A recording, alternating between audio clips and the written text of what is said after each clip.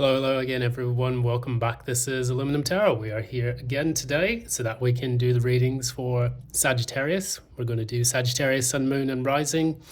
And there's going to be a lot of good things coming, hopefully, everyone else's way. So far, I've seen like a lot of the different readings, look quite positive.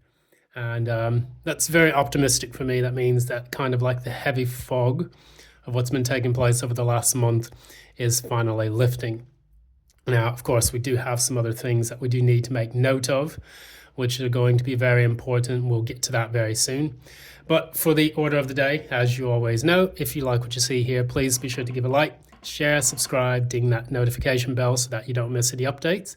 And if you would like a personal reading with me, one that is in tune with your specific energies, the Google Docs link has been resolved. So there was an issue where it wasn't sending me notifications when people booked readings with me. And of course, that was very unfortunate. However, that has been sorted out. Hopefully, it will send those over to me, ASAP.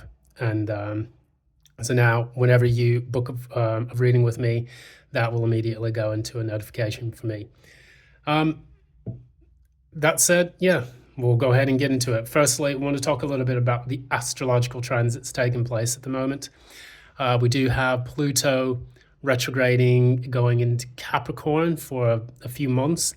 Then that should come out of that going back into Aquarius towards the end of the year, like sometime in November. What we know about Pluto and Capricorn is that once it goes retrograding, that is going to be a lot of issues dealing with institutions, finances, anything of a Plutonian nature and of a 10th house nature, which is ruling government, economics, finances, large institutions, very, very large institutions.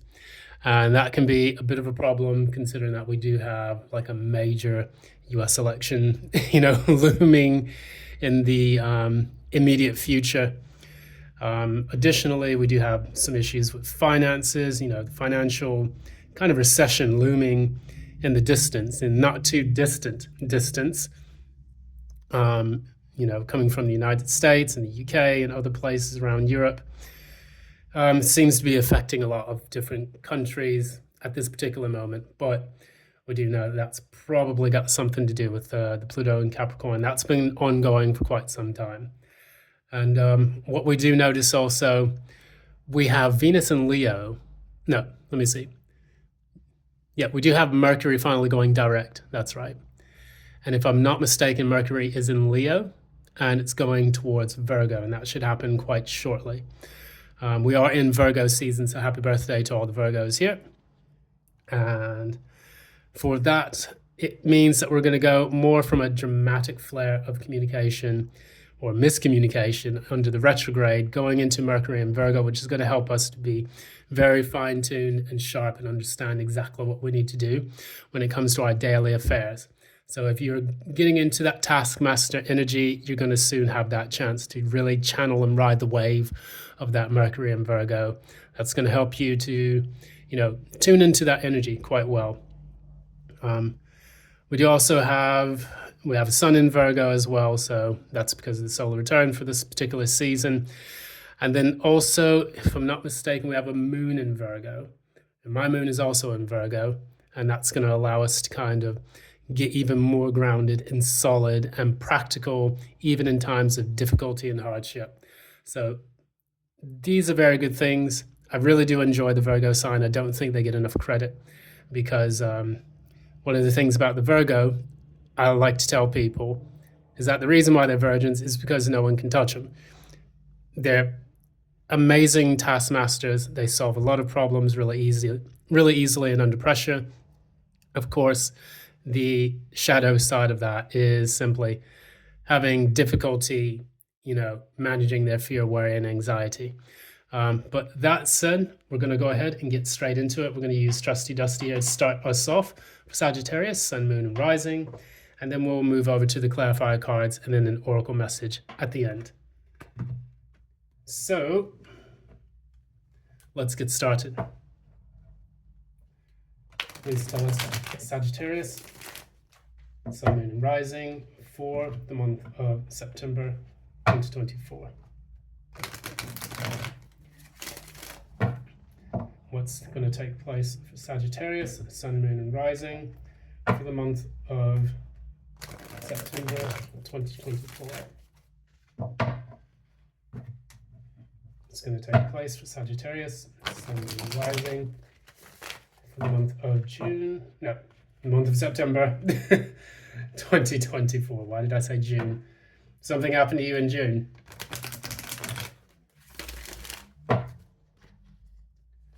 All right. Sagittarius, your current energy. Current energy. Okay. That card wants to pop up as well. That's the challenge. That's the challenge. I just got these two cards for, who was that? May have been Taurus. They had the Strength and then the Six of Cups in the reverse, and they're exact same reading. But that was in the outcome. So let's keep going. Recent past, death.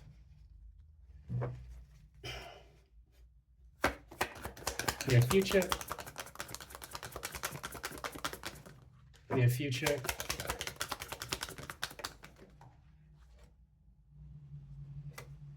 I take that upright? Or I'm going to have to clarify that. I don't know if I take that upright or in the reverse. Clarify the full. Okay. All right. So at the core,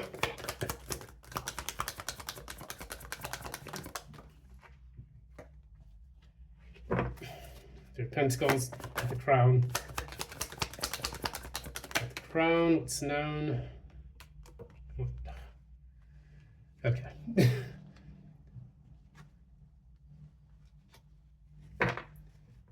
And what's the signifier?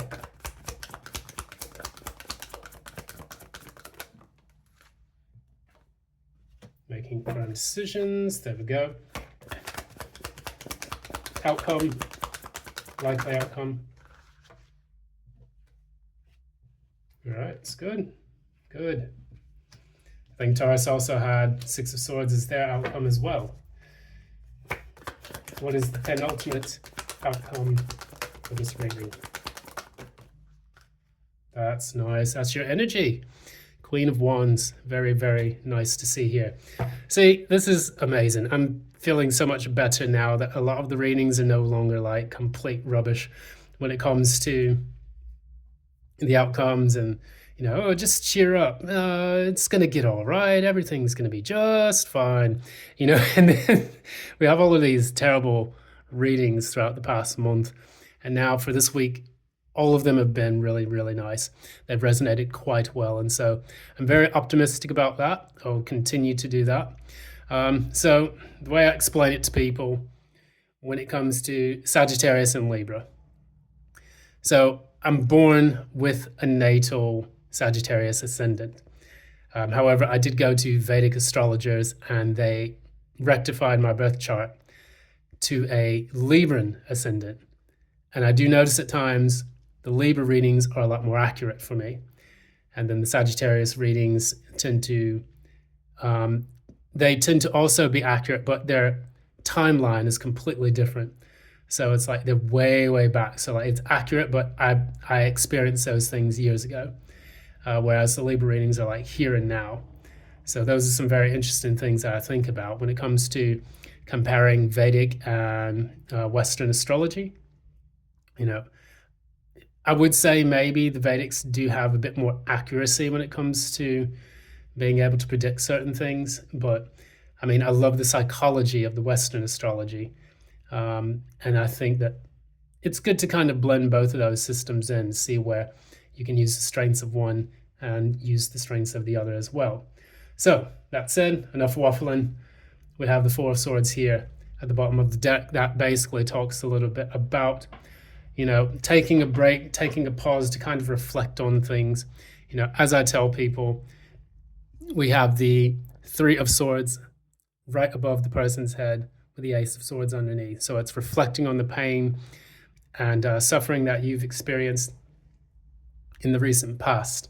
And you've gone into the sanctuary to kind of do that. So you've taken a break and a pause in order to do this reflecting. And what we notice is this, the reflecting is also reflected. God, I don't want to keep saying that word. The period of introspection is here in the Hangman and the Hierophant reversed as your main energies for this month. And so with that, what I see, you're actually, you're doing your best to try to learn a lesson in your life. And whatever that lesson is, it has to do with being able to make strong decisions. We can go ahead and clarify the signifier. For you, what I'm getting, with the Hierophant in the reverse and the Hangman in the upright, it's like the Hierophant teaches lessons, and maybe this lesson for you is delayed. You feel it's been delayed, and you've been in this period of kind of purgatory, if I can say. And for a Sagittarius, this can be an absolute nightmare because most Sagittarians want to get on the go. They want to get things done, accomplish, move on to the next challenge, the next adventure. When a Sagittarius is stuck or they're in a rut, that can be anathema to them because they will panic. They don't know how to see a solution inside or out. And I do remember that, who was it? Scorched Earth Tarot. She talked quite a bit about how there were two lessons with the Taurus and the Sagittarius. So I did mention that Taurus had the same outcomes for these things. And with Taurus, theirs was about learning how to move and go forward when they needed to and to get out of their rut. And then for the Sagittarius, it was about them learning how to dig in when they needed to so that they could take things at a better pace. So I'm seeing that actually reflected here. She's quite on, spot on when it comes to that. With the Hierophant in the reverse and the Hangman, that's all about, okay, you haven't learned the lesson quite yet, so we're keeping you in this position where you can be a bit uncomfortable, but you will be able to eventually learn that. And right here, this was also in the outcome, the penultimate outcome for Taurus. It was the Strength and the Six of Cups in the reverse, which then talks a lot about being able to tame the demons or the inner critic or the voice that tells you, things are bad, things are not cool, reflecting negatively on the past and always having kind of like a negative mindset. So it's learning how to tame that as you move into the future. So the challenge for the Sagittarius is specifically that. I think that if you're able to master this challenge, that is going to help free up those energies so that way you can move forward. So in the recent past, you had death. We're going to see more about what the death means.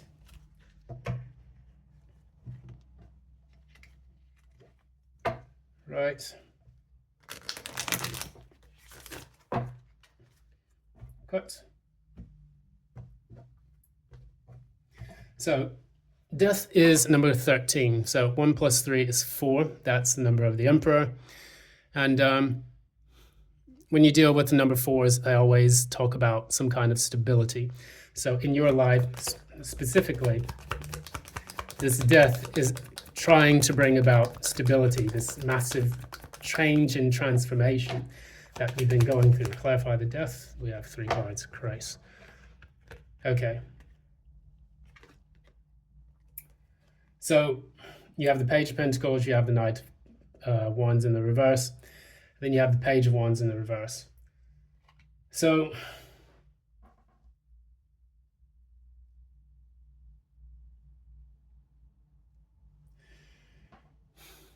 I'm getting here for you, Sagittarius, that there were some growing pains that were inflicted upon you in the process of trying to achieve something that you wanted to achieve. Now, the death process normally helps you to get rid of some of the old qualities that you have been faced with And by shedding those old skins, you can move into something new where you feel more free and radiant. Now, if spiders didn't molt, or if snakes didn't shed their skin, they would pretty much die. They would not have the mobility. They would not be able to absorb certain, things like water or even sometimes nutrients if they didn't molt every so often. And during this process, what I learned about tarantulas, which is quite interesting thing, because I have a love-hate relationship with spiders. I love them because I think they're beautiful creatures at times. But as soon as they're in my flat or in my house, it's murder season, basically.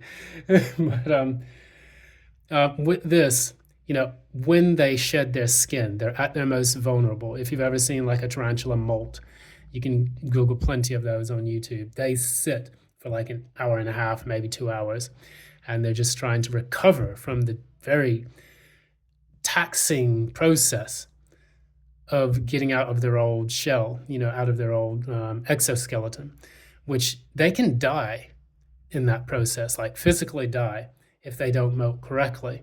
So all the conditions have to be right for that transition to take place. It's quite I could go on for hours because I love science, I love technology, all these things, nature especially. But that relates kind of in this situation with the number 13. You always have 12 being the divine number, 12 apostles, 12 notes on a scale. You have,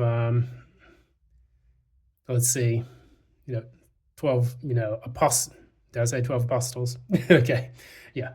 Anyways, then the 13th one is kind of the transition into the new octave, the new scale. So with this, that's what the universe was trying to do in the recent past, getting you to level up in that regard, so that way that you could no longer be faced with the stagnancy of the past scale that you were on. And you have the Page of Pentacles you have the Page of Pentacles here. That's the learning card, learning how to do something on a pragmatic level. And then with the Knight of Wands in the reverse and the Page of Wands,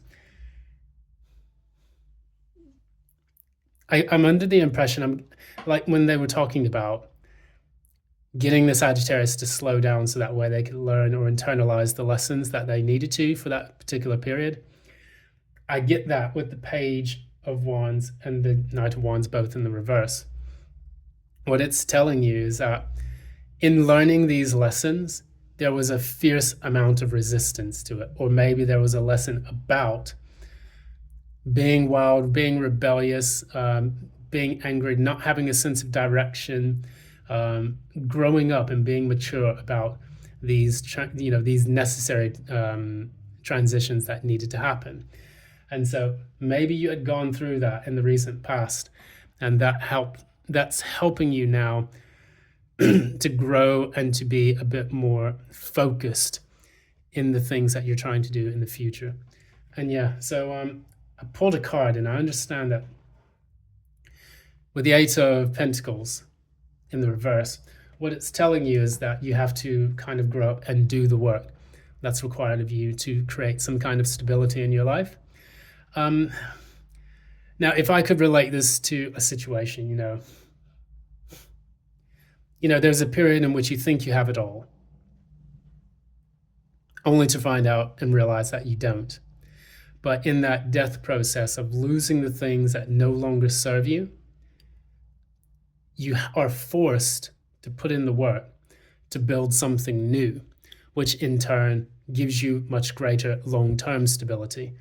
So for example, if I related this to a work situation, you're working for what you think is the perfect company, and then all of a sudden you notice qualities, toxic traits, really bad things, series of layoffs.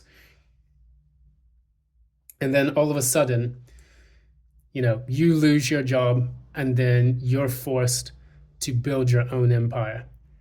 And that process is absolutely grueling because you're oftentimes working without pay, without recognition, and you think that every day that you wake up, it's not really paying off at all.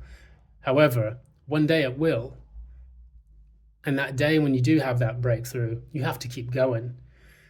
And by keeping that momentum, that's when you'll start to see the greatest fruits of your labor, when you make that breakthrough, and then people are, paying attention to what you're making, what you're crafting, what you're doing, what you're saying to your audiences. And that's when that death process, completes. You have leveled up. If you have like a business where you're crafting things on Etsy, or if you have a consultancy, or if you have like even if you work on cars or things like that, it's always that period where it's like the law of 1% gains. I think there was one philosopher that was talking about it. Do something small every single day. That's the slow death process, moving from one stage of being into another, where then by the time you know it, at the end of the year, you have roughly a 37% return on the investment that you've made. And so that's a very powerful message to kind of add to that. Going into the future, we have the Fool and the, okay. So the Fool, Two of Pentacles, clarified by the Five of Wands, and what else? What else for the future? Okay. So that's the Tower reversed. Clarify the Tower reversed. Clarify the Tower reversed.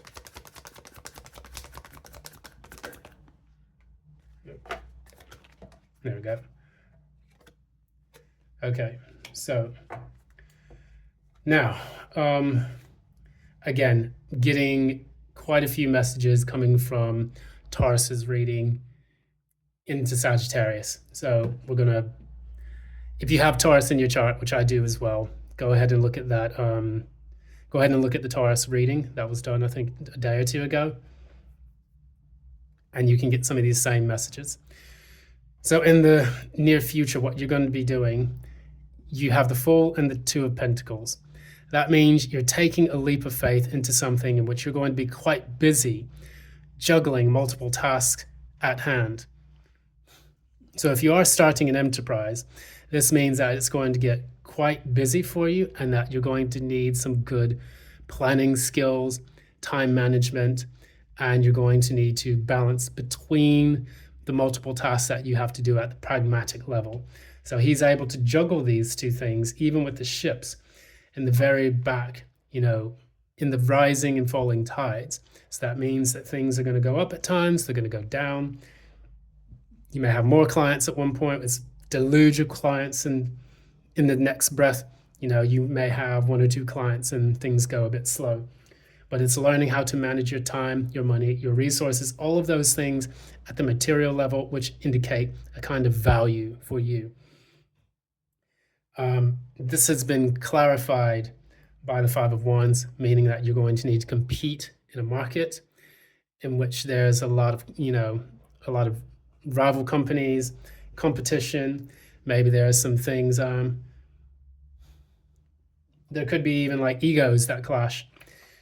And then what this indicates here, the Tower reverse and the Three of Swords reverse. I'm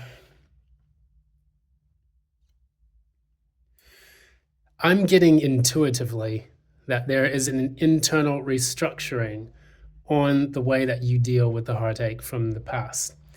With the Three of Swords, that indicates a betrayal. With the Three of Swords in the reverse, it indicates you're getting over the betrayal. With the Tower, normally it indicates a destruction of a foundation in which you thought was going to be stable. But in the reverse, what it shows is that either A, you're avoiding a disaster, and B, you're internally restructuring everything from within. So I almost get, and this just comes to mind intuitively, you're building a new foundation based on the mistakes and the pain from the past that you have learnt your lessons from. So in the beginning, we talked about the Hierophant in the reverse. You have yet to learn those lessons. You are still kind of reflecting on things to try to learn them. And now with the Tower reversed, with the effort that you put into your new venture, and it's exciting to hear this. I feel that you are finally knowing the value that you bring to other people in an independent scope. And what this is doing on the external, it's like, yeah, I'm working, I'm getting these clients in, I'm trying to expand my business or my enterprise. But internally, what's happening is that you are reshaping your sense of self. Maybe in the past you didn't have people that valued what contributions you had to offer to the world around you. And it was because you were working for them. They wanted to be the ones to shine. You were the one that supplied the human resources and the labor for that. But now with those people out of the picture, you get to shine all by yourself. It's like having a tree obstruct the view of some light, of a source of light. You no longer have the trees in the way, and you get to shine all on your own. There are no clouds in the sky. You get to shine all on your own as a star or as a moon or as a sun. And that's a beautiful message here that I'm kind of getting right now. It's just popping into my head, and I hope that it resonates with you if you are listening to this. And the reason why I say that is because you have two cards which indicate to me your energy. You have the Four of Wands in the outcome, and then you have the Queen of Wands in the penultimate outcome. Now we're going to get quickly onto the core of this reading, which is the Three of Pentacles. Clarifying that, clarify the Three of Pentacles, Spirit. Clarify the Three of Pentacles. Okay. All right. So this popped out in the reverse. Clarify once more, Three of Pentacles.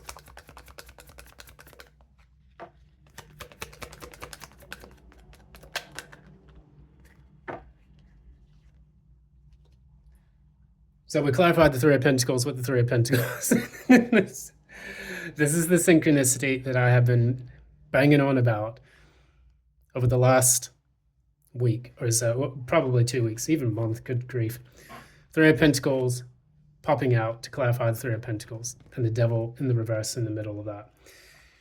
You are now in an environment in which you're working with people at the fundamental level to build something, and you're now able to do this, releasing the toxicity of the previous partnerships you had in the past. You're no longer worried about people saying you can't form relationships or partnerships with certain people. You're no longer having people say you can't go to events. You're no longer having people say that your idea or your products are bad. You're no longer having people trying to outshine you in order to do something that you feel passionate about. And this is the clearest indication with this Devil in the reverse, like in the middle of this actually. It's saying that the restrictions that you had in the past no longer apply. You're getting out of them. If you had a Capricorn in the past that was restricting your, ability to reach out to people, to do business with new clients and so on, that period's over with. Now you have the ability to go out and strike out on your own path. And that's what's going to make things so much easier for you to do this. This is such a beautiful part of the reading right here, because again, it clarifies why I love tarot so much. There's nothing like having this epiphanic moment in which you see the synchronicities between cards and the way they come out in such a way that is mathematically improbable, but spiritually possible, and it makes it possible. It's just amazing. It just kind of confounds me right now, but I love it. Not to harp too much on that, but that's basically the core of what you want. You are in a period in which you really want to collaborate and work with people without restrictions. That is exactly what it's telling you. And under the Sagittarian energy, that's definitely something very Sagittarian. Not having the restrictions placed on you, to be free to do what you want to do. And that's finally taking place. Up here, you have the Page of Wands, and then you have the Emperor in the reverse. Clarify these two. Clarify crown.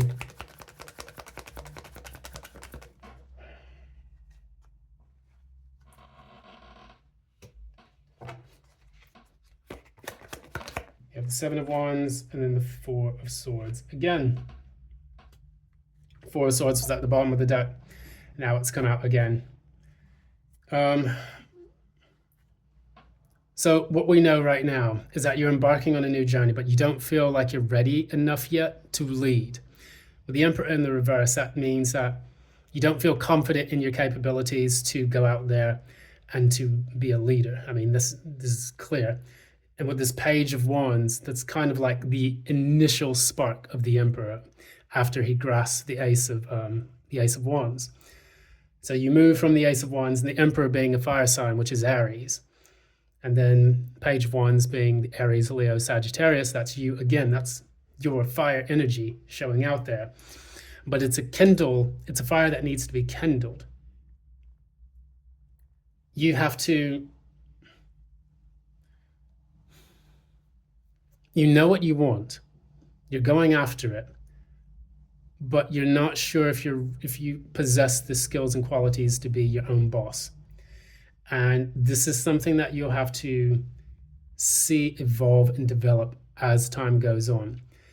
Now, what I can say to you is that every boss at some point was a person sat in a garage or sat in an office who had a brilliant idea and they wanted to create that and build that into an empire. And the Emperor rules the empire. Now, think about that for a second. In order to get this Emperor right side up and to materialize his real power, he's got to do two things. Number one, he has to fight for what he believes in with the Seven of Wands, which came out to clarify this. And then with the Four of Swords, which is also indicative of being able to reflect on the mistakes, the past heartbreaks, the failures, all the things that kept you stuck in the past in a mindset in which said, I'm not able to do this, I'm not capable of making this work. Now you're getting out of that. So in order for you to harness that Emperor energy and take the first steps as the Page of Wands, you have to do these two things. And the beauty of it is that this is fire and fire and air are complementary signs. Fire and earth are also complementary signs because you need to light the candle being the earth, the fire being the candle. So this is very, very good. Make sure that you take the time to pause and reflect on the things that you need to learn from, because this is an intellectual card being the Four of Swords. And then the Seven of Wands, fight like hell for the things that matter to you the most. Finally, we get into the outcome. We have the Six of Swords, and then we have the Four of Wands. Clarify these two.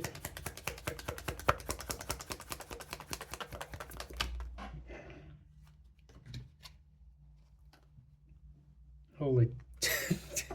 Okay. So I had the Six of Swords and the Four of Wands clarified by the Four of Wands. This is the second time in this reading the same card has popped out. It has been like this the entire week. I've had nothing but repeat cards indicating that there's a clear shift in the patterns taking place in the universe right now. I think that this is fantastic. It makes me really, really excited to start, to do these readings, because it shows me that there is a mathematical synchronicity between the cards. I'm literally shuffling randomly and getting the same outcomes twice. Three of Pentacles clarifying Three of Pentacles. Four of Wands clarifying the Four of Wands. It's just amazing the way it works. Four of Wands, clarify this again. Clarify this again. And tell me that tarot doesn't work without telling me that tarot works without telling me tarot works. The Fool card again. And that's coming in your near outcome. You have the Fool twice, Four of Wands twice, Three of Pentacles twice. So this is, I'm speechless. Speechless at this reading. Like, I mean, it's enough said, you know, basically you are taking this new venture. You are Six of Swords to the Four of Wands. You are moving from you're taking that difficult transition from one period in your life in which things were not so great, moving into a period where things are calmer and better, much more improved. Moving into that Four of Wands, which is the conduit, the 1111 card, which signifies that you have something to celebrate in the future. And then that is clarified by the Four of Wands again, and the Fool, meaning that you've taken that leap of faith. You're taking that leap of faith into the new territory that you're supposed to enter. Look at how the way Jack Skellington is looking at the four vampires who are holding the Four of Wands. He's almost like ready to take that adventure with them, and he's walking towards them. It's almost like he's ready to take the leap forward into that conduit. That is fucking amazing. I love it. I love it. Absolutely love it. We're going to clarify the penultimate outcome. Pull a, what do we call these? Sorry. We're going to pull one of the oracle cards, and then we'll close it up for today. Clarify the Queen of Wands. There we go. Clarify the Queen of Wands once more. Okay. So I have the Queen of Wands, and then we have the Judgment, and the Three of Cups clarifying that. Remember when I said that you had something to celebrate? When I look at this, and I see the Queen of Wands sat here on her throne, Judgment finally being delivered. It's like the universe is finally making the decision to help you to grow and to prosper and to move forward. And then you have the Three of Cups here. That is the celebration card. This is almost like a crown. It's like you have made it. You have something to celebrate. People are cheering you on.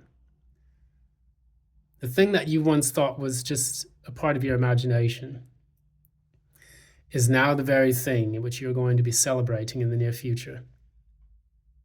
The penultimate outcome from all of this is rising to your throne and having that divine moment in which everything falls into place for you, and you can celebrate the fruits of your labor and everything that you've tried to accomplish.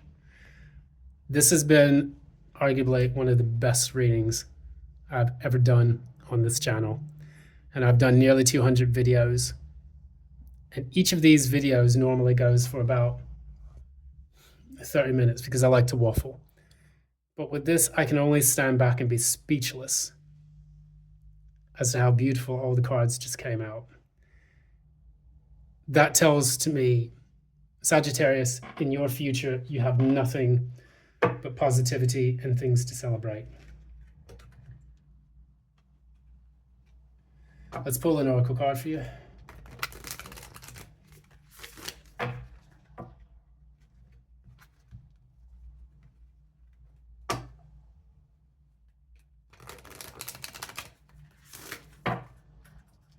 Okay.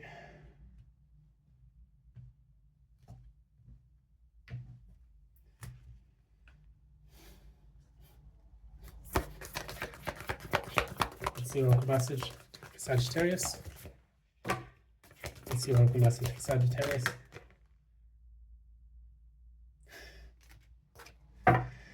I don't even want to pull any more cards from there.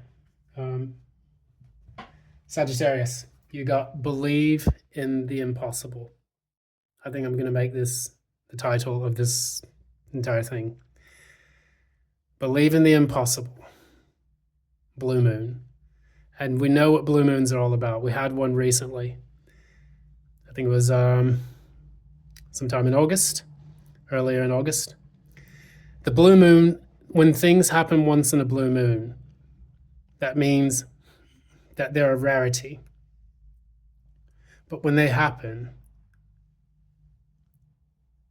you have to celebrate them because They're a phenomenon that opens up portals, clears old things out, and allows you to have a strong connection with your intuitive faculties. When you believe in the impossible, you make the impossible possible. I'm going to leave it there. Phenomenal reading. Absolute best reading I've ever had on this channel.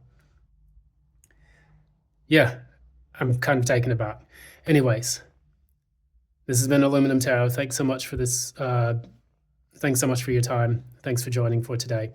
If you like what you see here, please be sure to give a like, share, subscribe, ding that notification bell so that you don't miss any important updates from future postings. And additionally, if you would like a personal reading with me, one that is in tune with your specific energies, the Google Docs form has been sorted out, so feel free to send that over my way. I'm going to leave it there. Thanks so much. I'm wishing you all the best, Sagittarius, and I hope that this future does become your future.